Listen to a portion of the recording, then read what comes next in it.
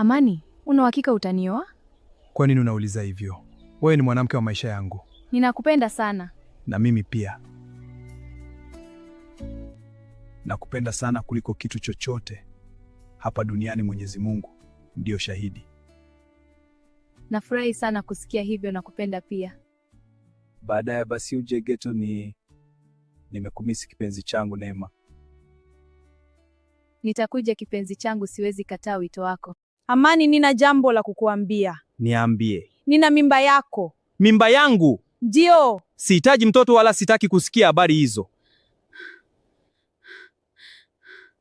Amani bwana, chama sio kwamba nakutania, nipo siriazi na nilichokisema sijihitaji na vituo kwa sasa. Kwa hiyo nifanije sasa?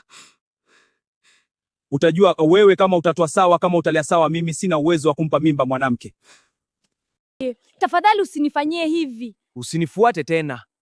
Nitalea vipi mtoto peke yangu? Hilo si tatizo langu. Amani! Usije kunitafuta tena maishani mwako. Sina cha kufanya na wewe tena. Wanaume wote mbwatuye anakataa mimba, utafikiri hatujawahi kuwa na mahusiano. Uko wapi upendo tena? Sina kazi, sina hata 100. Utaweza kweli kufanya kazi ukiwa hivyo? Lazima nifanye kazi ili mtoto wangu apate maisha. Pole sana. Mungu atanisaidia. Lakini Neema, na hali yako hiyo ilitakiwa upumzike.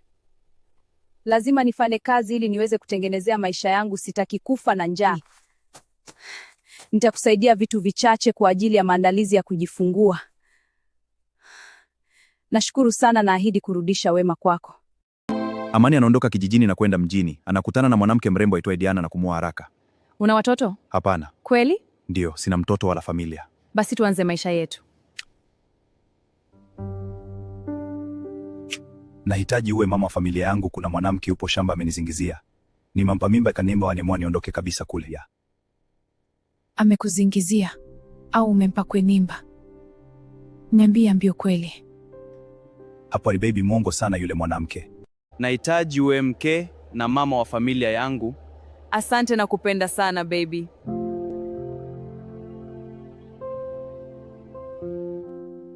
Wewe ni mwanamke mrembo sana kuwahi kutokea duniani. Asante jamani, mpaka naona aibu sasa. Mpenzi, naogopa yule aliyekubebea mimba asije akaanza kukusumbua tena. Achana naye huyo chizi tu, ana lolote, simpendi kabisa. Hongera, umepata mtoto wa kiume. Asante Mungu. Ataitwa nani? Ataitwa Jasiri, ili awe jasiri katika hali zote nilizopitia naye. Inatakiwa ujitahidi kula ili mtoto apate maziwa, pia punguza mawazo ili mtoto awe vizuri. Asante Nesi, nimekuolewa. Jamani, Jasiri ni mtoto mzuri, anafanana na mama yake jamani.